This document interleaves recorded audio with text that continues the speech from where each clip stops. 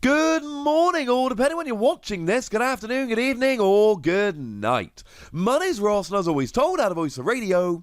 So today, we need to continue our look at the complete history of the Pokemon trading card game, and we have reached the end of Generation 4. We have gone ourselves all the way to Arceus, which was the final Platinum set. And if it's a final Platinum set, then that means it must also be the final Diamond and Pearl set. We have reached the end of Gen 4, and that makes me a little bit sad. But it also means that we're moving into the Heart Gold Soul Silver era, that was my era of the Pokemon TCG. That was the one with the fondest memories, so you know what? I'm cool with it. I am absolutely cool with it. Now, this was released in Japan on July the 8th, 2009, and it was released in English on November the 4th, 2009. So afterwards, we'd have to wait till 2010 for some of the cards to make an impact. And believe me, ladies and gentlemen, some of these cards made an impact. The amount of cards in this set that were amazing is quite small, but the impact that those cards had was gigantic. Now, of course, if we're going to be talking about the set, which is literally called Arceus, we should probably start off by talking about Arceus. This set was not just Arceus by name, this set was Arceus by nature. There were 12 different Arceus in the set, and to be honest with you, they even had their own little subset. So if we look at the subset first, there was Darkness-type Arceus, Grass-type Arceus, Fire-type Arceus, Water-type Arceus, Colorless Arceus, Lightning-type Arceus, Psychic-type Arceus, Fighting-type Arceus, and Metal-type Arceus. Remember, this is before Dragon and Fairy were brought into the trading card game, so that made one Arceus of every type that was in this particular set, which is kind of ridiculous. But it didn't stop there. We'll talk more about what they do in a moment. There were no fewer than 3 different Arceus level X's. We had the one that had 2 Pokebodies and no attacks, which was the best one, but it's a little bit weird still. The one that could do Meteor Blast for 100, but if you flipped a coin it only did 50. And the one that did Psychic Bolt for 100, but you had to discard 2 energy to do so. There was one of those that saw play for doing the damage, and it was very much the Psychic Bolt one. By the way, if we have a look at the art here, let's take the 3 middle Arceus, that is Water, Colorless, and Lightning. You'll notice that they actually have a ripple effect, and if you line up all 9 Arceus, you actually see a ripple effect going across all 9 cards, which is a thing of absolute beauty. Still one of my favourite artistic decisions that the Pokemon trading card game have actually made. It's really kind of cool. Now, with so many Arceus, they did actually have to bring in a new rule just for Arceus. And the rule was that you can have as many Arceus cards in your deck as you like. There was no limit on 4 Arceus, nor was there a limit on type of Arceus. You could have had 59 of one of these type of Arceus with 1 basic energy. I wouldn't recommend it, not least because none of them have a damaging attack for 1 or 0 energy, but it would work. It was very, very cool. We will get more into the mechanics of the Arceus deck as we go along in a moment. But suffice it to say, it was a very cool deck, though it never actually had its time to shine, and that makes me genuinely sad. Now, with it being the final Platinum set, it brought us our final SP Pokemon, but I'm going to be honest with you, fairly disappointing as far as it goes. There were only 3 SP Pokemon in the set, and they were all galactic. We had Beedrill G, cool, but never really saw any play. We had Zapdos G, cool, but didn't really see much play, although the artwork on it is kind of phenomenal. And Porygon Z G, which I love the name on that. And I love me some Porygon. And it did let you search for 2 Pokemon tools, but they were not great cards. But it did end the SP era, so we do need to at least mention them here. Now, we did get a pre-release card here. It was Raichu, which meant everybody loved it because everybody loves Raichu. And we did get some pre-release sleeves here, and it probably won't surprise you even a little bit to know that they featured Arceus. It was a set called Arceus with 9 Arceus cards. Of course the pre-release sleeves have Arceus. I didn't actually mention that this was a set where Arceus debuted, but I like to think that that was pretty obvious. Also, the whole you can have as many of these in your deck as you like, that has not been repeated with Arceus. Arceus has not seen a lot of love. I did actually do a video a while ago now, basically looking at what happened to Arceus and why it hasn't seen any love. Now, to be fair, since I made that video, we have seen the advent of Arceus and Dialga and Palkia, one of the very best cards we've ever seen in the game, although it is a shared card with Dialga and Palkia. But let's just say after this set, Arceus, outside of the tag team card, really has not seen the love that we maybe expected. Arceus had a phenomenal intro to the TCG and really did seem like it was being treated very, very specially, and then it basically went away, only to reappear on a card with his friends. Hey ho. Now, there were 6 level X's in the set, but 3 of them were Arceus. So we had the 3 Arceus we said before, all of those are on the screen right now, and then we had 3 non-Arceus level X's. We had Gengar, which was an absolutely phenomenal card that we're going to talk about more in a little bit. Salamence, which was a card I was very fond of. It had a Poké Power that when you level X'd it, for each of your opponent's Pokemon that is damaged by Salamence attacks this turn, you take an extra prize card. Cool card that people tried to make work, but it never really shined. And similarly, Tangrowth, people tried to make it work, and I'll admit, I played Tangrowth for a while. It had a Poké Power that once during a turn you got to flip a coin, a head's letting you remove 4 damage counters from one of your Pokemon. And for 1 grass energy, you got to search your discard pile for as many grass energy cards as you liked and attach them to your Pokemon in any way you like. So you got lots of energy on the field nice and quickly, and you got to heal. It seemed really cool in theory, but it just never really held up. Now, we did have some secret rares in the set. We didn't have as many as we had in the previous couple of sets, probably because of the Little Arceus mini set, but we did have shiny, super rare versions of Bagon, Ponyta, which did see a bunch of play, incidentally, and Shinx. Cool. The Ponyta could do 50 damage for 2 energy, which for an evolving basic was actually at times genuinely quite relevant, which was kind of weird, honestly. Now, in terms of the most expensive cards, it's a weird one. This is the first set where I've really not been able to find a consensus. I found listings of $80 to $100 for Ponyta, the shiny one, and Gengar level X, and obviously the Charizard in the set. But I've also found all of those cards, I found sold listings on eBay for like $30 for all 3 of them. So, not for all 3 as a trio, individually, obviously. My point is, I think those are the 3 most expensive cards, but my research into prices and solds and all of that really did not give me a consensus, which is weird, because in every other set I've done this, I have been able to find a consensus for the most valuable card. And I told you this was an Arceus set, so it wouldn't probably surprise you to learn that there were 2 theme decks, and they were both Arceus theme decks. Flame Master was a Fire Grass theme deck, and obviously you got yourself a Holo Rare Arceus. Be kind of weird if you didn't, quite frankly. You then got yourself a non-Holo Cherim. That's a rare. A non-Holo Sceptile, and a non-Holo Tangrowth. Bearing in mind, we almost always got, we've been doing this for a while now, you get a Holo Rare and 2 non-holos. There were 3 in this deck, which was cool, and the Tangrowth was exclusive, being that it was a holo in the set proper, which was kind of cool. Storm Shaper was another Arceus theme deck. This one was Lightning and Psychic. Obviously, you got yourself a Holo Rare Arceus. Be weird if you didn't. You got yourself a non-holo Manectric.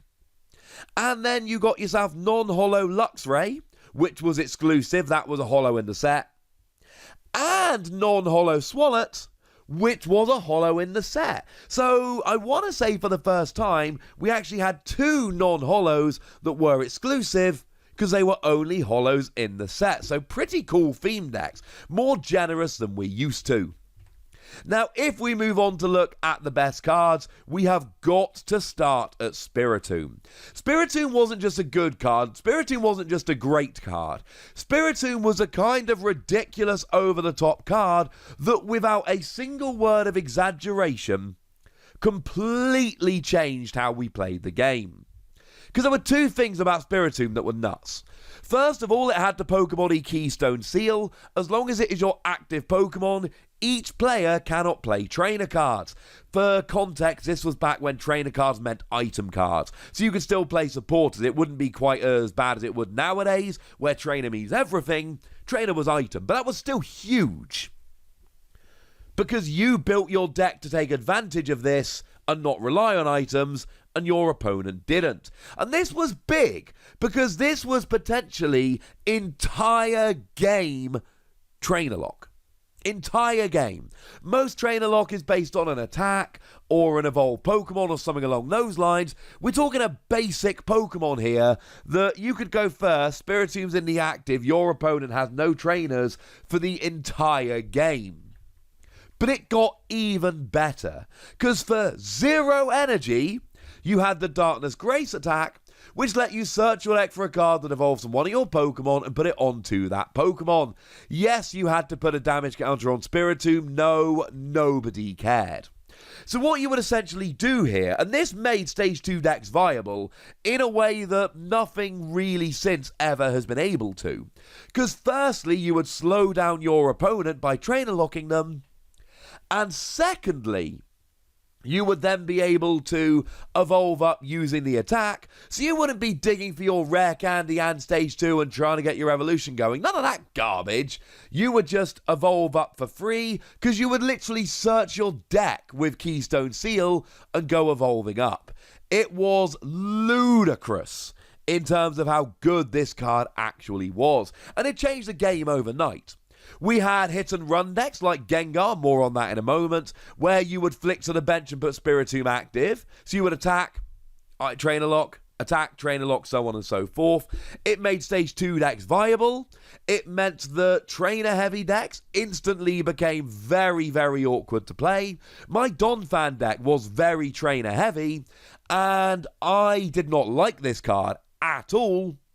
So I ended up playing Regice from Legends Awakened, because you discarded a couple of cards from your hand, and then you would be able to force your opponent to switch their active.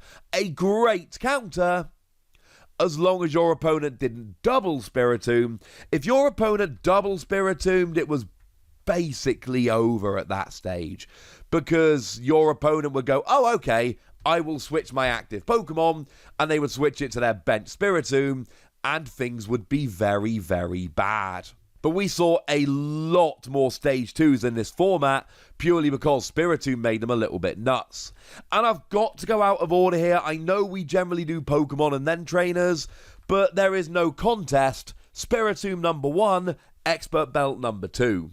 Expert Belt was another card that it's not always that apparent to newer players who weren't playing at the time quite how broken this card was.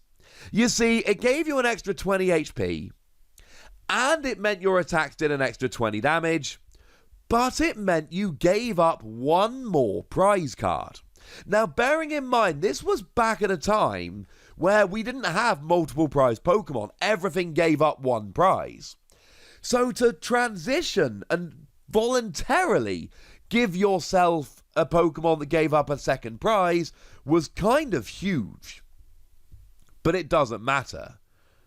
I mean, I told you that I like using PTCG Archive to look at old decks. Well, the fact of the matter is, if we look at 2010 decks, we're talking about 15 different decks here that played Expert Belt. It got everywhere. Because the fact of the matter is, it did two things beautifully. Firstly, it let you take KOs that you would otherwise be missing. And secondly, it meant you would not give up as many KOs. So take something like Regigigas Level X, a card we've talked about quite a lot. Generally, you're doing 100 damage. 100 damage is nice. But does 100 damage get a one-hit KO on a Garchomp C level X? You see, it actually does, because that was weak to Colorless. But did it get a one-hit KO on a Luxray? No. So all of a sudden, you add Expert Bout, and now that Luxray GL level X is going down in a single hit, rather than surviving with a sliver of health. I could keep going and going with examples here. Beedrill. The Beedrill from Great Encounters, a really good attacker. 110 HP. And yes, I know we had Crobat at the time, and clearly Crobat was amazing. But the fact of the matter is, you didn't always have Crobat, and it took up a bench space, and you needed to find your Poketurn, etc. This would just work. And also stopped you getting KO'd. There were so many decks that use this, it's really not even worth me trying to give you a little bit of a list, because it genuinely is ridiculous how many decks actually used it. But it became a staple in, honestly, most of the best decks in the entire format. It was that good. It's the kind of card you looked at and went, oh, it means you give up an extra prize, I don't know if it's worth it. And if you played it badly, it wasn't. If you played this wrong, you would literally give the game away. But if you played carefully, it was so good. Now, in terms of other cards, the next best ones really were the Gengars. There were a pair of Gengar in this particular set. You shouldn't say Gengars, incidentally. You never pluralize Pokemon names. One Gengar, two Gengar, and so on. Now, the Gengar in this particular set, there were two. One of them sucked. Like, one of them was legitimately terrible. It was number 17 with Sharpshooting and Poison Jab. It was a terrible card. It was also still a rare. So as cool as the artwork was, and we're talking a Rita art, and we love a Rita, I do at least, it was not a good card. But the Curse Gengar as it was often referred to, was amazing. It had a Pokepower to let you move one damage counter from one of your opponent's Pokemon to another. This could allow you to take mid-turn KOs. It could also allow you to make sure you're not over-KOing. So if you're going to do 60 damage, but they've only got 50 HP remaining, you move a damage counter to another Pokemon, so you're essentially keeping some of it on the board. But you then, for free energy, did 60 damage and 10 to one of your opponent's bench Pokemon. Cool. Oh yeah, and then you could switch Gengar with one of your bench, and you would bring in the other amazing cards here. You would switch into Spiritomb, and you would have an Expert Bout attached, so you would have 130 HP, you would do 80 damage, but because you're on the bench, you were really hard to KO. It would take something like a Luxray to drag you active. Also, oh look, it's another Pokemon that Regigigas needs an Expert Bout to KO. And this was just a phenomenal deck, a ridiculous deck. But it got even better with the level X. Because you see, Gengar level X had the Pokepower level down, whereby once during your turn, you may choose one of your opponent's Pokemon level X and remove the level up card and have them shuffle it into their deck. Now remember, you could only level X when you were in the active, so you would basically take away their level X. They would have to find it back from their deck and then get in the active to reuse it. Now, obviously, for things like Luxray, you had to be careful because that had a when you level X skill, and a really good one that dragged a Pokemon active from the bench. But you could do this every turn. It was amazing. Oh yeah, and it had Compound Pain that did 30 damage to each of your opponent's Pokemon that already has any damage counters on it. Bearing in mind, what did the other Gengar do? Well, when you attack, you do 10 damage to the bench. And you get to move a damage counter from one of your opponent's Pokemon to another. Or to put it another way, it was really easy to get damage on all of your opponent's Pokemon, and then the level X came in. In terms of other Pokemon, there wasn't a huge amount in this set. The Charizard was actually a fun little rogue deck for a while. It had a Pokebody that meant your attacks did an extra 10 damage for each fire Pokemon on your bench. And this would be played with the Ninetales that would come around in Heart Gold, Soul Silver. That had Roast Reveal, a rather lovely ability that let you discard a fire energy from your hand and draw 3 cards. So that would be essentially your draw engine here. So you could still draw cards and have an all-fire bench. And then that would be kind of awesome. Never saw a huge amount of play, but it was a fun little rogue deck. A card, and it again is another fire Pokemon here, that looked amazing, but never really worked as well as you'd like, was Rapidash. On the face of it, Rapidash has a Pokebody that prevents all effective attacks, including damage, done to Rapidash by your opponent's Pokemon SP. And it had free retreat, which is amazing. The problem is, most SP decks were able to play something that wasn't an SP Pokemon, or they could just go a little bit nuts with Crobat G, or they could KO you by bringing you active with Luxray, or KOing you on the bench with Garchomp before you evolved into Rapidash. And it was one of those cards that looked amazing, and I played this in some decks, and I won games with this. But even when Pokemon SP were only playing Pokemon SP, they still had ways to hit the bench, drag you active, KO you, etc. And it was annoying. But it did win some games, and it was a cool card. In terms of other trainer cards, there really wasn't very much. Department Store Girl saw a little bit of play. Let you search for free Pokemon tools and put them into your hand. Yes, I know that's very similar to Porygon Z Level X. Sorry. Of Porygon Z Level X. Porygon ZG, I should say.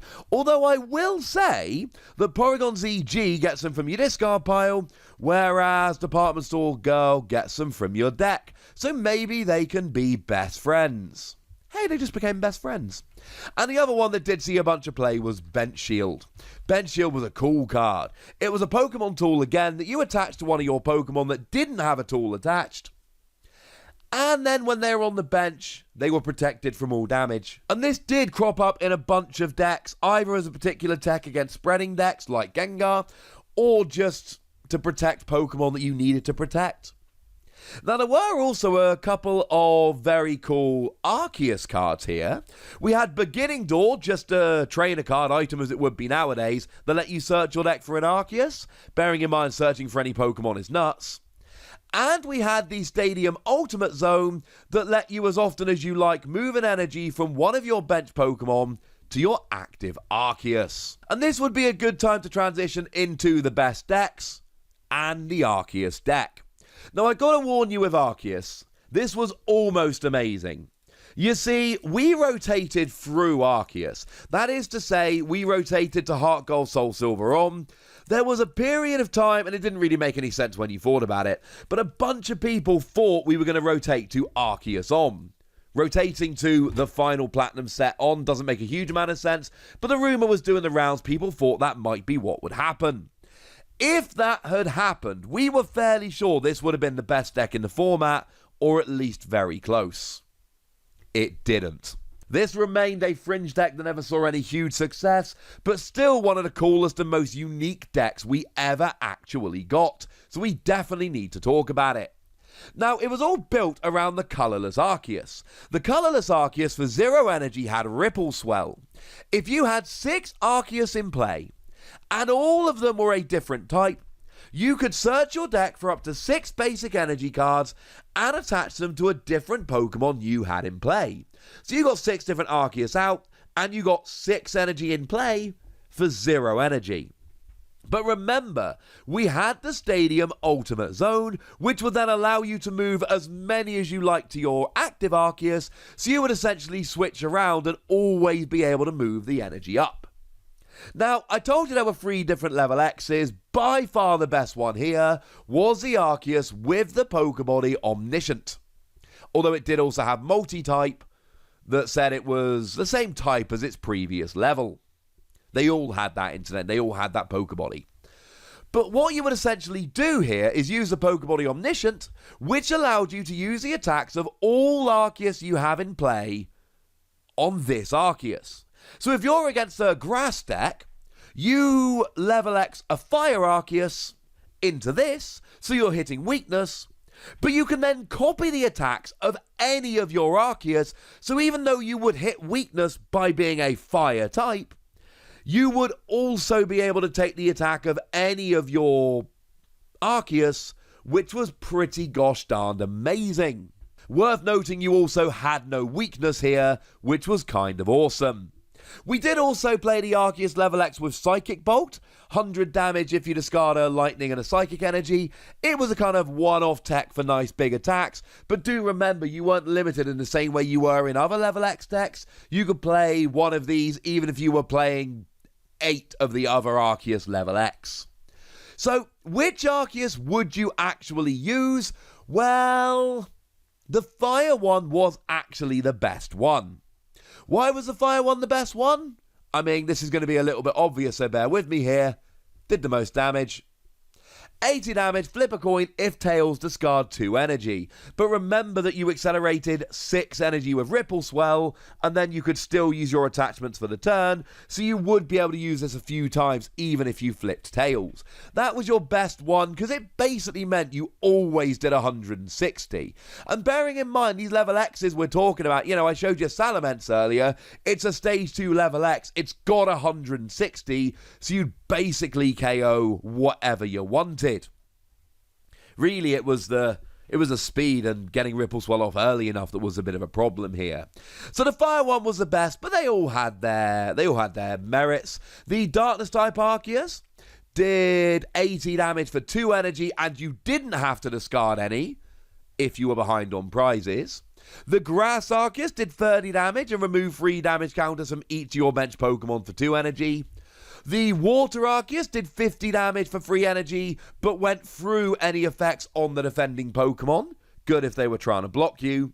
The Lightning Arceus did 30 damage and switched to the bench for 2 energy. The Psychic Arceus did 40 damage plus Confusion for 3 energy. The Fighting Arceus did 60 damage for 3 energy and 10 to each of your bench. So I'll be honest with you, we didn't like this one as much. We largely, I mean, to be honest, most of these Arceus we played as a one-of just to hit the right weakness. And then we'd recover them, obviously. And then we'd just use a Fire-type attack. So we didn't want to use this attack. And then the Metal Arceus did 40 for 3 energy and prevented all effective attacks, including damage from level X's, during your opponent's next turn. So you had a suite of useful attacks there. The other one we do need to mention here is that there was actually a promo Arceus that for 4 energy did 80 damage and 10 to each of your opponent's bench Pokemon, but it was for 4 energy and you had to discard all energy from Arceus. But it was a really nice attack that you could use if you were a little bit desperate, etc. And it did a bit of bench damage as well, so that did pop up in some lists here and there. I loved this deck. It never really saw as much playoff success as I wanted it to, but it was still very cool. The other deck that really came around from this set was Gengar. Now, we've talked about the two Gengar and how well they work together. We don't need to repeat ourselves on that one, but it was often played with the Gengar that came around in Stormfront.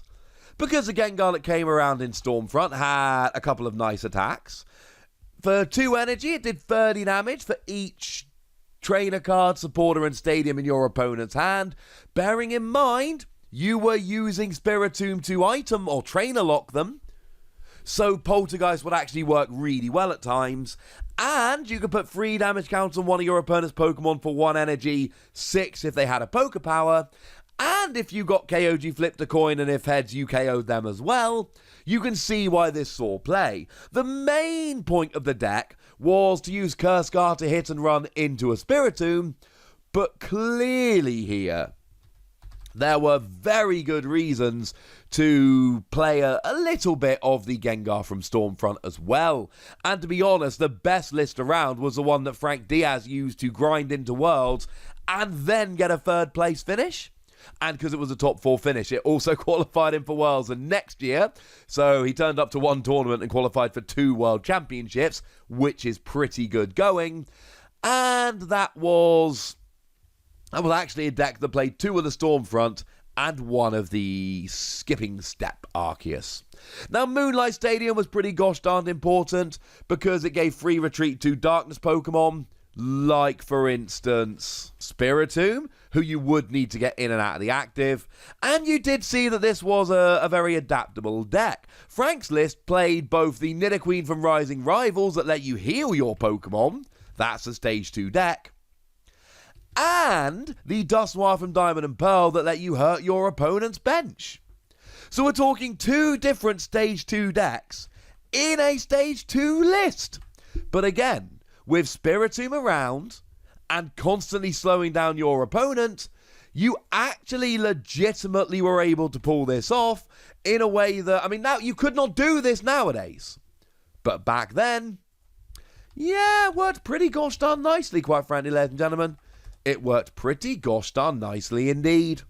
And there we go, that was the Arceus expansion. A very cool set, because you had all of the Arceus stuff, and that was amazing. It didn't bring in a huge amount of great cards, but between Spiritomb and Arceus, it completely changed the game. Those 2 cards changed so much, it was unreal. And then it brought in Gengar as well, which was one of the best decks in the entire game. But now, ladies and gentlemen, it's over to you guys and what you think about this set. Tell me your memories, and if you don't have memories, tell me your thoughts now you've seen the set. Go nuts in the comment section, but be nice! And then make sure you like this video, subscribe to this channel, follow me on Twitter at TheWassy, and Twitch for some live action at twitch.tv/PTCGRadio. If you want to support the channel, get some bonus podcasts and all that good stuff, head on over to patreon.com/PTCGRadio, where you can do exactly that.